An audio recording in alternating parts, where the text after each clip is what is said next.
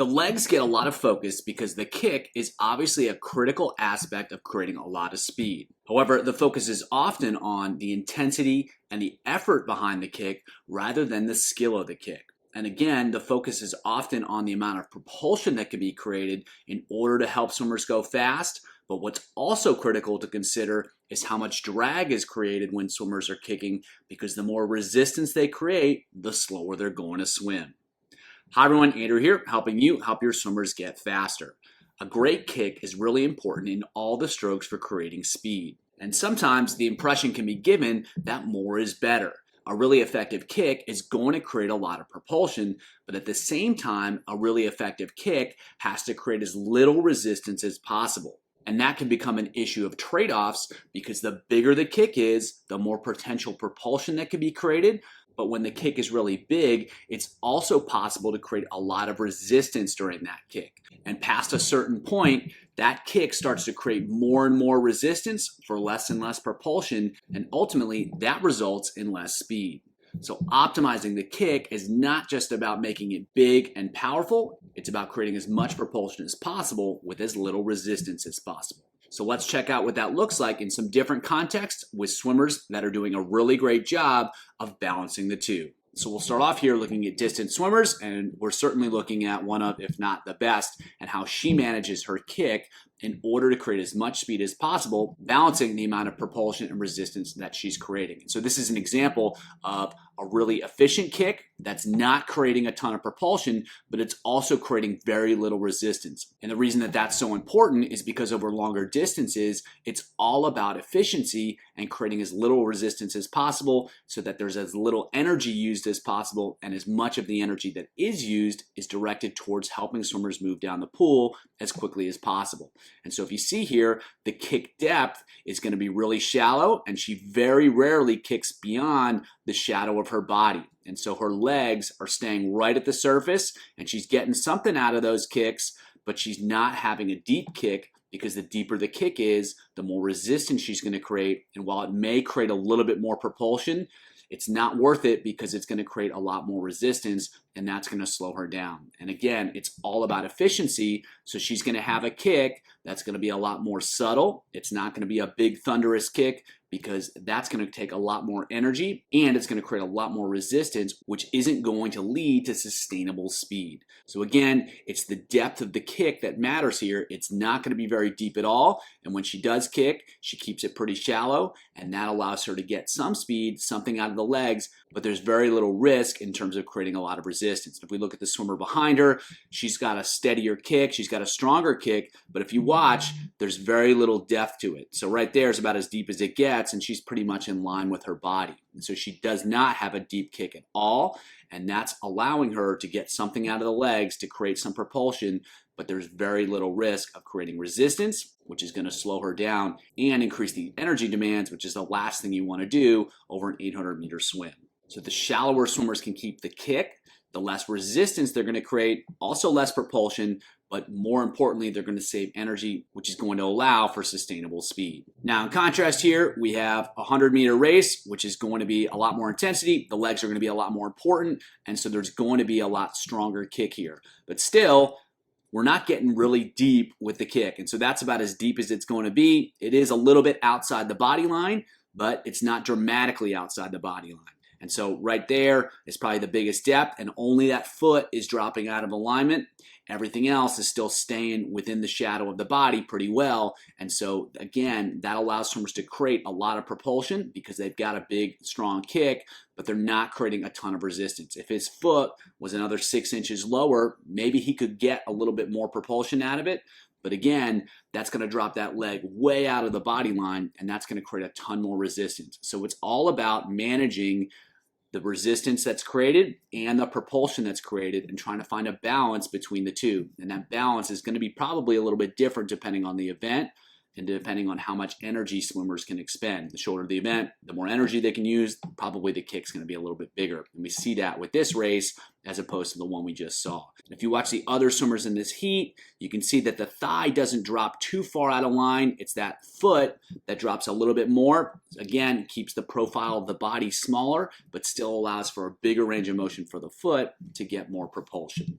Now, if we watch him coming back on the other side, you can see here again, the kick is going to be dropping a little bit out of alignment, but not very much. And again, it's to maximize the amount of propulsion that's created, and it's mostly the foot that's dropping out there as opposed to the whole leg. So this is probably the biggest resistance that's going to come out from the thigh. And again, it's not too low. It's low enough to create a lot of propulsion, but trying to find the balance between creating propulsion and creating resistance to optimize speed. Now, if we take a look at backstroke, we're going to see kind of the same thing, is that the thigh itself tends to stay within the shadow of the body for the most part, and then occasionally that foot's going to drop down so it can create more propulsion. So that allows the surface area of the foot to face backwards without dropping the whole leg down. And that allows for more propulsion with a little bit less resistance. So we'll see the thighs are staying in a pretty tight window in terms of how much range of motion that they're using. And then the feet are dropping down a little bit more, and that allows swimmers to create more propulsion with the foot without exposing the whole leg to the flow of the water, which would cause a lot more resistance. And so a tight kick from the thighs and a little bit bigger kick from the feet is usually what you're going to see here. And that's going to allow swimmers to optimize the effectiveness of the kick, creating more propulsion and less resistance. So trying to find a kick depth that creates as much propulsion as possible with as little resistance as possible. That's usually going to require a pretty tight kick from the thighs and a little bit looser kick from the feet. And that allows swimmers to position the foot backwards for a little bit longer to get a little bit more out of it without compromising the overall body position and the resistance that's created by the thighs and the legs as they move through the water. So in butterfly, we're going to see the same dynamics, although it's going to be a little bit different, and especially it's going to differ between the kicks. So if we watch this kick here at the back of the stroke, you're going to see that the legs are going to drop down more, and that's going to create a little bit more resistance, but that's necessary in order to create the body angle and the propulsion to get the upper body up out of the water and to create enough speed and enough arm speed to recover the hands smoothly over the water. So from that position, you're going to see the knees drop a little bit more, and you're going to see that across the field, you'll see the knees drop down. And then when they get to the front of the stroke, that kick tends to be a lot shallower. One, because they're horizontal in the water, they don't need to move the body up in the water. But two, that kick is all about getting the swimmer back into alignment as opposed to just creating a lot of propulsion. And so a tighter kick, a snappier kick, is going to allow the hips to pop up, but it's not going to create a ton of resistance, which is exactly what we don't want in that part of the stroke. And so again, the legs are going to drop here to get that lift up out of the water, and that's going to create more resistance, but that's the trade-off that swimmers have to manage. Better kickers, it's going to be subtle. You may not even be able to see it, but they may be able to elevate the body, get a really strong second kick without creating as much resistance, without dropping the legs quite as much. If you look across the field, you're going to see some swimmers drop the knees more, which is going to create more resistance. Now, they may have to do that to recover well, but if they can reduce the amount that the knees drop down, they may be able to create less resistance, and that may help them swim faster. So if we watch the third swimmer from the top here, their knees are going to drop pretty low there. And if we watch the second swimmer from the top, the knees aren't dropping quite as much. And so that might be an advantage for that swimmer. It may be a trade-off that they're better able to optimize because they can get the lift that they need without creating as much resistance, without dropping the knees down as much. And so butterfly, especially because it creates a lot of resistance, it's all about finding ways to minimize resistance, and the kick can be part of that because it is an aspect that creates propulsion but also resistance. And so if swimmers can find ways to have a really effective kick without having to drop the knees quite as far, they may be able to create more speed. Breaststroke is a little bit different in that swimmers are going to create a lot of resistance when they recover the thighs, no matter what. So we watch this position here. You can see the swimmer second from the top. That's going to create a lot of resistance. And if we watch the other swimmers as they go through that, swimmer at the top there, a lot of resistance. And then the third swimmer from the top, again, a lot of resistance in that position. And so to set up the kick effectively, to create a ton of propulsion, that's necessarily going to create resistance. So swimmers have to bring the thighs up. And when they do that, it's going to slow them down. Now, the key is, can they still set up the kick just as well, just as effectively, hold that kick throughout the entire time, and find ways to make the amount of resistance they create slightly smaller? If they can create a little less resistance, That's going to help them go faster, and considering how much resistance is created, a small difference can make a big difference in terms of speed. This is a situation where it's not just about how much propulsion the kick can create, it's about how much resistance is created through the recovery. And so if swimmers can figure out how to have a little bit better alignment, a little bit better streamline when they recover the legs, or they can make it happen faster so that they're not in those positions for as long, that's going to create an advantage for them as well. So breaststroke is particularly difficult because they do have to recover the legs in a way that creates a lot of resistance.